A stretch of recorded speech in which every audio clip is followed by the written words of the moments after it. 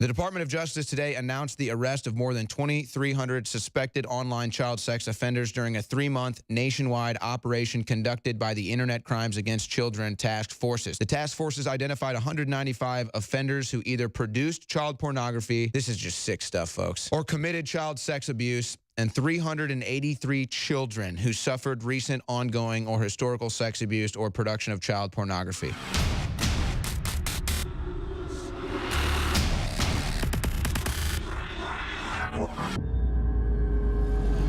All right, ladies and gentlemen, here's what you can expect for the rest of today's transmission. Bill Ottman is going to be joining us at 12:06. He is the creator of Minds.com, one of the new social media networks that is being developed right now. I'm also expecting Alex Jones to be joining us in the second hour. And then in the third hour, Dr. Shiva Ayyadurai, who is running for Senate against Elizabeth Warren, is going to be joining me. Oh, my gosh, there's the B-roll. I'll just say this. I just wish they would have shot it horizontally. Okay, but I got to say, Dr. Shiva Ayyadurai walking around downtown Boston during a parade with a tri-cornered hat on and the fake Elizabeth Warren billboard behind him, it's like crack cocaine to me. I can't stop watching it. I don't know why. I love it. And I wish there were more people like this running for Senate. I wish there were more people like this running for office. These are the type of people we need. Real people that aren't afraid to walk the streets with you and I.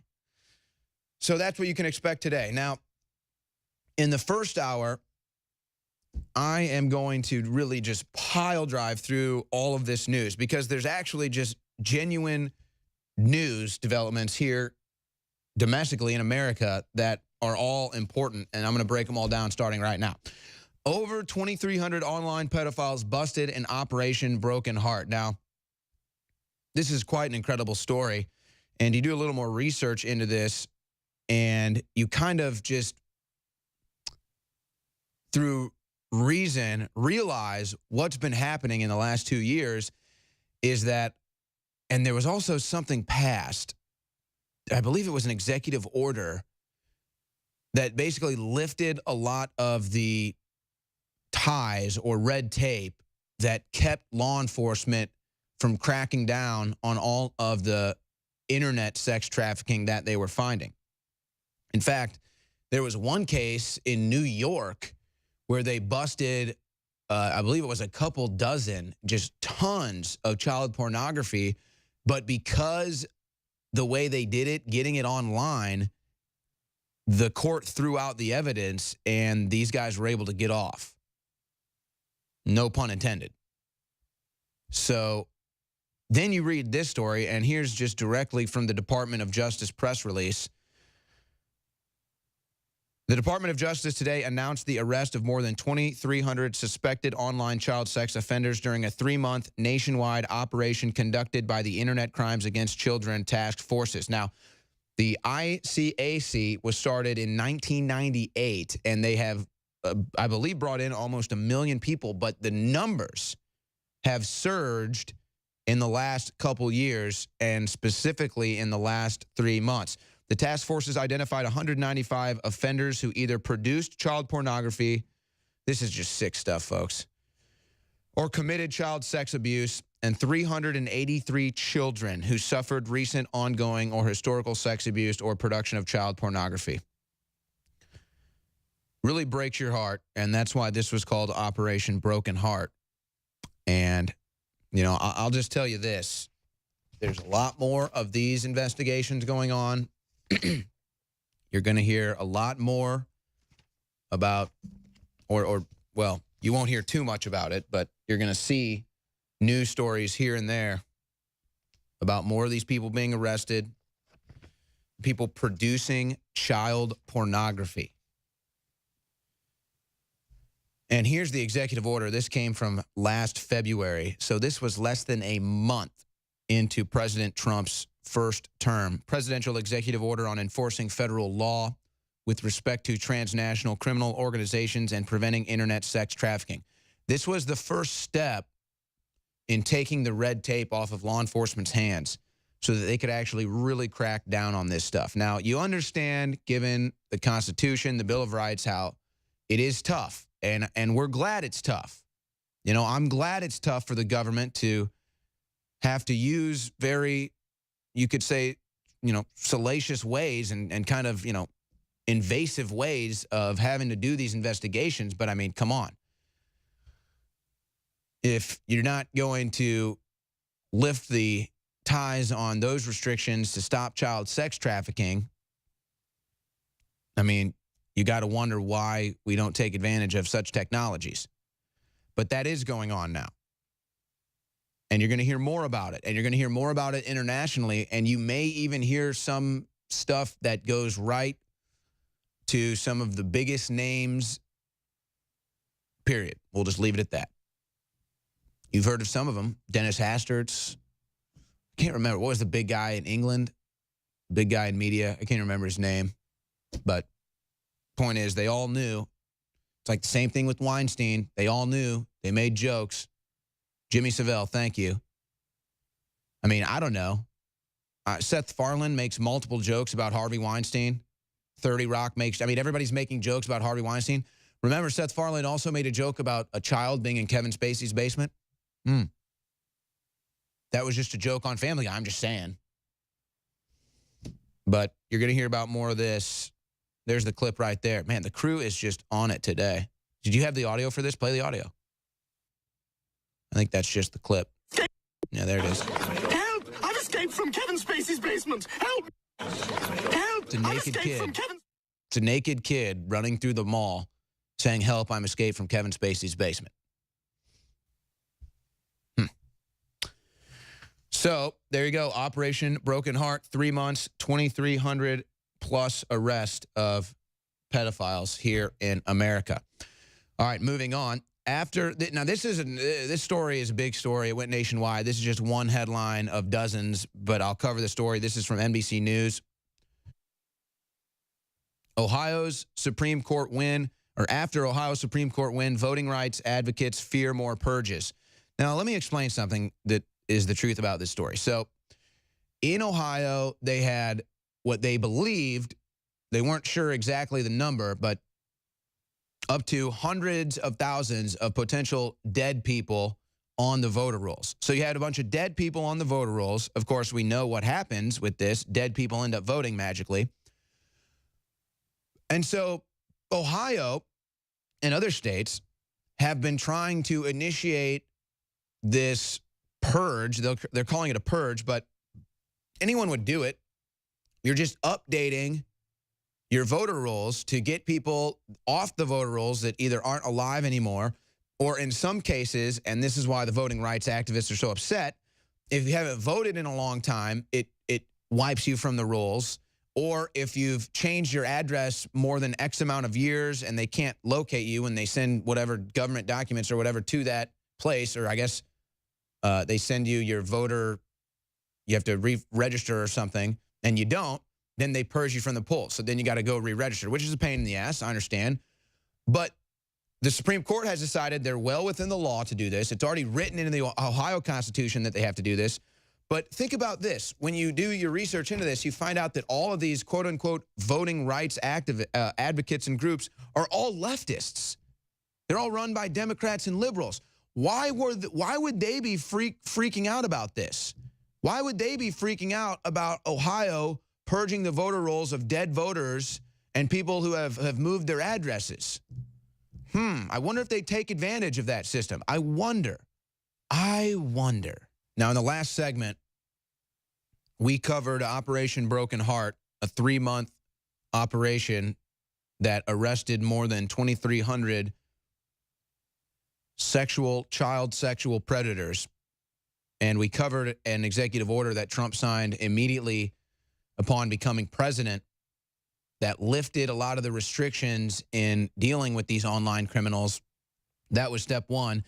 We were just flashing another executive order on the screen. In fact, guys, bring it back up, where President Trump signs an executive order that freezes all property for people that are caught to be involved in serious human rights abuses or corruption. So now this basically allows two avenues for law enforcement to crack down on child sex trafficking, not just the actual act of child sex trafficking, but then also the online child sex trafficking with pornography, the images and everything that you can imagine, folks. It's horrible. It's about as bad as it gets. And then they just had that. I mean, do we have the audio from that too? Just go ahead and roll this audio. This is what we're dealing with here. I mean, where do you think these missing children go, folks? I mean, to understand what child pornography really is, and I'm not so sure that we say that often enough. Certainly there are people that think child pornography is quote-unquote kiddie porn, that it's 16 or 17-year-old girls who make themselves look a lot younger, but they're really mature, and that's not it at all. When we talk about child pornography and those that we've arrested today, they're either dealing in or possessing or trading or a combination of all of those things of pornography, child pornography, of children being raped, of babies as young as diapers being raped by adult males. This is the most horrific conduct you can ever understand in your entire life. These people have this. Now, obviously, we received information, and that's why we investigated them. So that's Sheriff Grady Judd from Polk County, Florida. I mean, you can just imagine, though, these children being saved. I forget the number. Hundreds of children being saved in Operation Broken Heart. I mean, just their freedom alone and their poor, tortured souls being freed from that slavery, it just lifts everyone up. It just lifts humanity up. I mean, that's just incredible.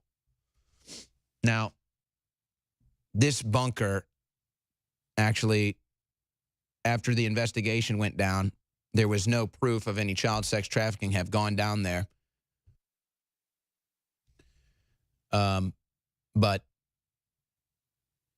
there have been real investigations, real operations run, such as Operation Broken Heart, where they actually exposed this stuff.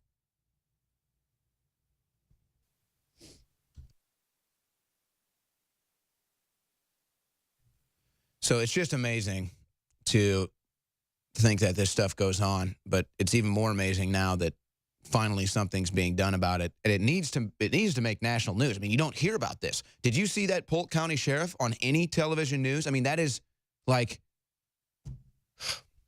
anyway, I'm going to move on to some other news here, but just God bless everybody involved in bringing down these pedophiles. And just please just don't stop. Godspeed till they're all locked up. Or as President Trump tweeted then, just Donald Trump, what was that, like 10 years ago? Child pedophiles need to have a quick trial, electric chair, get it done fast. Forget the exact tweet from President Trump. Then, of course, there's the clip of President Trump 10 years ago. I think it was on NBC, saying that he was watching the Pizzagate news. It's all happening, folks. All right, I'm going to move on now, try to put that behind me. But that's just brutal stuff right there. All right. Seattle repeals head tax after backlash from Starbucks and Amazon. Now, this story is hilarious.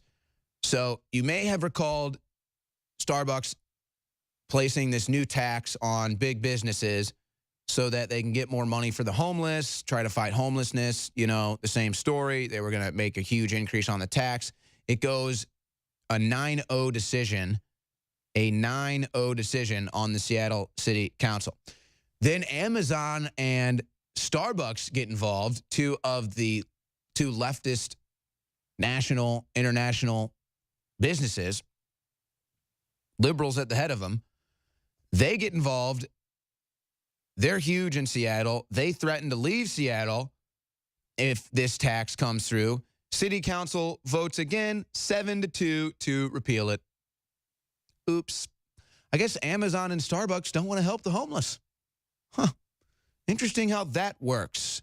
Interesting how a good liberal still likes good old-fashioned capitalism and the government keeping their grubby old mitts off of their money. Funny how that works. This all went down in 1 month. So in 1 month, they decide, let's put this head tax on these big corporations, bring in millions of dollars for the homeless. City council votes 9-0. A month later, Starbucks, Amazon threatened to leave, would devastate the city. City council votes to repeal 7-2. Looks like big business won again, Seattle. Classic stuff. Hey, here's good news. This blue wave, they keep talking about a blue wave. Have you heard about this blue wave? I've heard about a blue wave. I haven't seen a blue wave. I've seen notions of a blue wave, but I've only seen a blue splash, maybe a little puddle. Well, you had the South Carolina GOP primary go down, and the pro-Trump candidate had a big victory. That would be, what is this lady's name? Now I can't find it. Katie Arrington tweeted support for Trump. She's pro-Trump. She's pro-MAGA. She wins the GOP primary against Mark Sanford, a Republican who was a critic of Donald Trump. And this is really a sign of things to come, I believe. My only concern, and I don't understand why people think this is so out there or such a conspiracy theory, that I don't trust electronic voting machines. I don't trust an electronic voting machine as far as I could throw it. And they're pretty big. Well, I mean, there could be so many ways where you could even do the electronic voting machine and have it so that you could make sure that it wasn't rigged. I mean, even if they had something where you file your vote and they have an official tally, like it's an ongoing tally, so that after you place your vote, you see your guy's tally or your girl's tally go up. But they don't even do that. They don't even have to offer you that assurance. They just print out your thing. So you do the thing, you print it out, and you slide it into a machine, and it's just like, I don't know. Hope it counted. Hope it worked. And there are measurements that states already have on the books to make sure that that can't happen, and that's a paper ballot, at least backup. They have that here in Texas. They totally ignore that law. Even NPR admits last month, many electronic voting machines are not secure. Yeah, they're run by George Soros companies, many of them. That's not even a joke. But people say, oh, you're crazy. You're a conspiracy theorist. Don't you know there's people that watch this stuff? What do you mean they watch this stuff? What are they, magically transform themselves into a binary algorithm and inject themselves into the machine to make sure it's not corrupt and counting the tallies right? No, they're sitting there watching people put in a piece of paper into a machine just like everyone else. So, sorry, I don't trust electronic voting machines, and I don't see how Maxine Waters gets 10 people to her final campaign event and then gets 40,000 people to vote for her 2 days later. Sorry, that doesn't add up. You know, someone very profoundly once said many years ago that if fascism ever comes to America, it'll come in the name of liberalism. You're a white man! You're a white man! If you are receiving this transmission, you are the resistance.